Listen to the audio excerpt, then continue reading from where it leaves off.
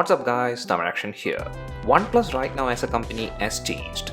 Well, that's the tag we hear a lot and I feel it's to an extent true, and the best example for that is the OnePlus 9.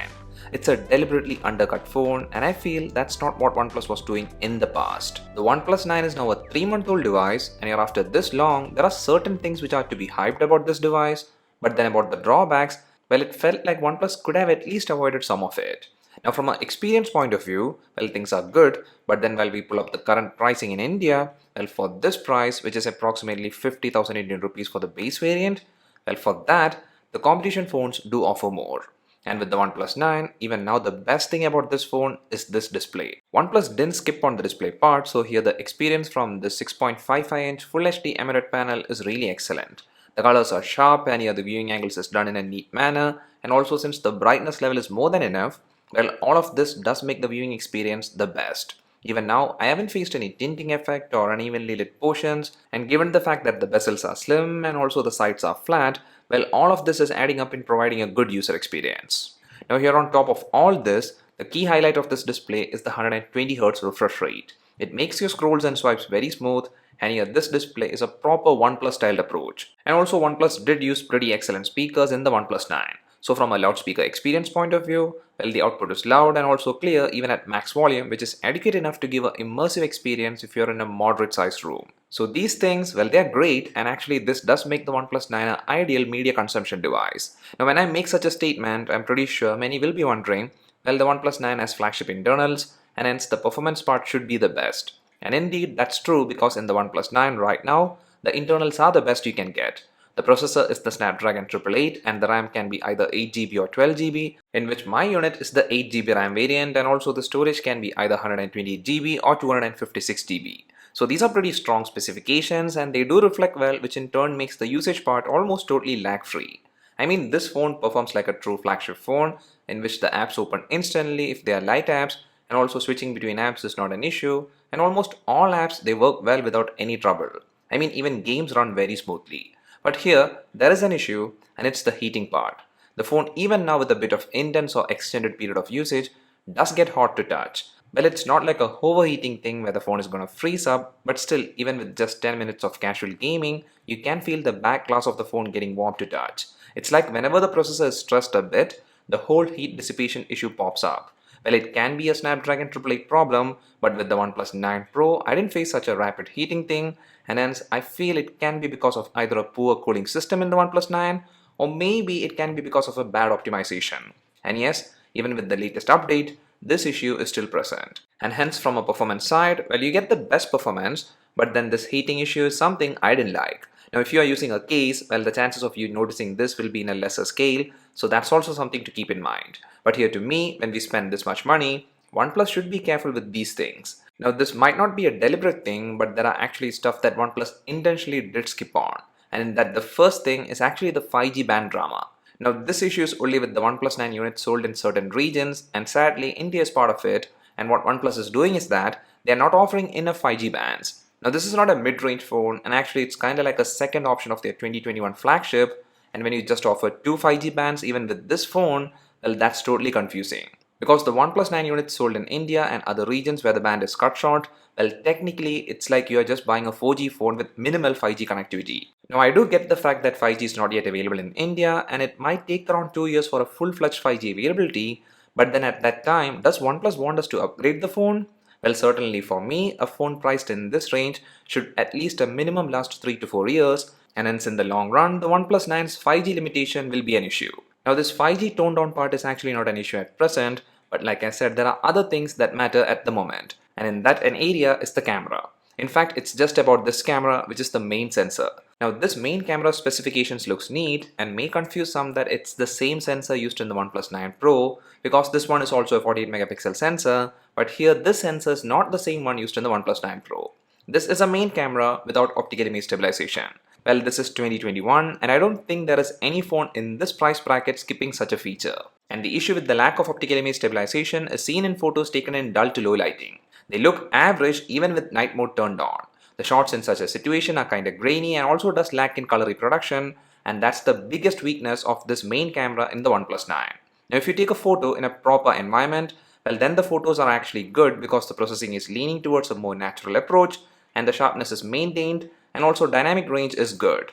And overall photos taken in such condition is always neat looking and does stand well against the competitor photos, but like I mentioned, the dull lighting photos suffers a quality loss and that's mainly just because of the sensor. Now about the videos that this main camera records, well they are good and here the stabilization is neat in the 1080p at 60fps setting, but still while you compare with the iPhone 11, then the videos recorded in the 11 is better than this. But overall when there is no comparison, the videos that the OnePlus 9's main camera records have proper colors and focusing is adequately fast and also stabilization is better than we expect. But here the main camera overall to be frank doesn't do well for a Hasselblad name tag and that name tag's hype is kept intact only with the help of the ultra wide angle camera. This is the best ultra wide angle camera system in any phone period. And it's because this is the same sensor that's used in the OnePlus 9 Pro. It's the same 50 megapixel ultra wide camera and I loved the ultra wide angle shots taken with this camera. The shots are almost perfect for a phone camera in good to even dull lighting environment and overall the outcome is well balanced. And I feel this is the only thing to be hyped about this camera system in the OnePlus 9 because other than this, well the main sensor is overall just fine and also the third 2 megapixel mono camera to me was totally unnecessary. And even about the front camera, it felt to be like a traditional OnePlus front camera where the photos are a bit saturated and also looks very sharp in outdoor daytime conditions, but while you move indoors, the selfies turn a bit soft. And about the videos captured with this front camera, well the 1080p 30fps videos are decent with not much stabilization issue and also the focusing does stay set. So that's the whole camera situation and to be frank, I was disappointed because of the cost cutting done with the main sensor. And I do prefer the OnePlus 8 Pro's camera system over this one. Ultra-wide camera's advantage is the only strong point, but do we really use ultra-wide angle cameras that much? Well, I don't, and hence for this price, OnePlus totally did mess up with the camera system in the OnePlus 9.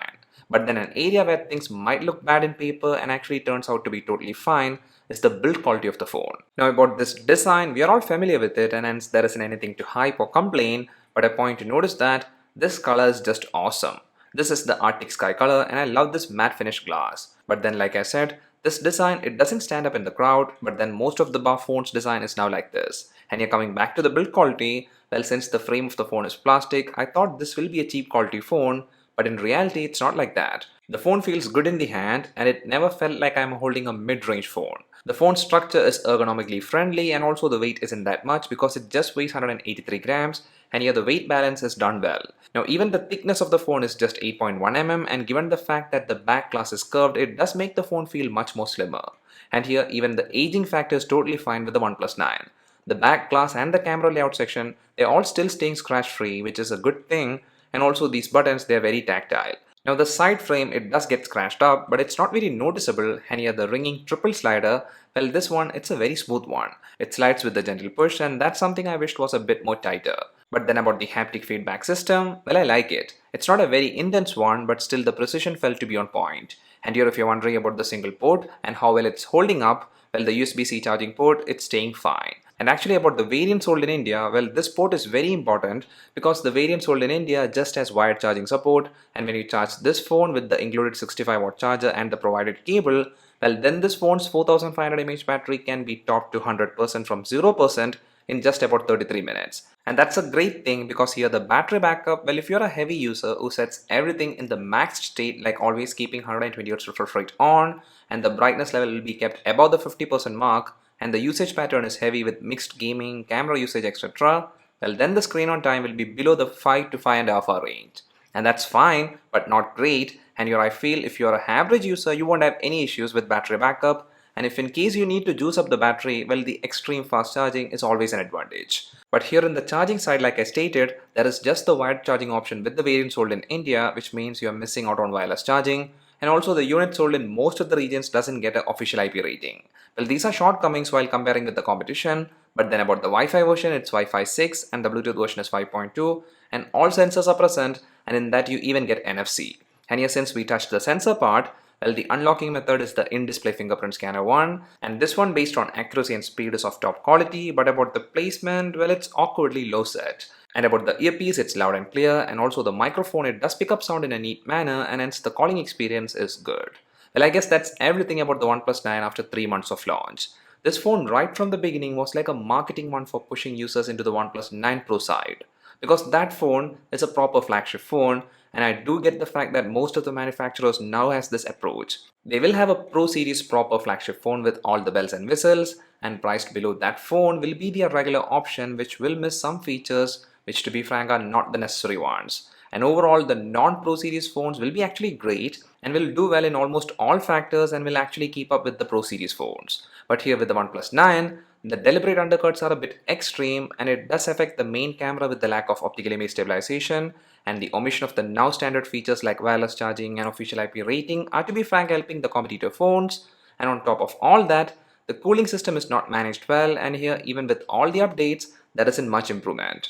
And here also in the material side, well, by using a plastic frame, even though it doesn't affect the build and the experience, but it's something that could have been made better if the frame was aluminium, because that would have been a big help in the very long-term durability and also the overall sturdiness. And here even the 5G support part in the OnePlus 9 is not helping it much. And because of all these stuff for this price, personally I'm not much into the OnePlus 9, and for sure I'll be leaning towards the other offerings. That's all for this video, guys. Hope you liked it. If so, a like is much appreciated, and also please don't forget to subscribe to the channel because you won't miss our future contents, and it does help our channel a lot. See you again in the next one. Till then, bye.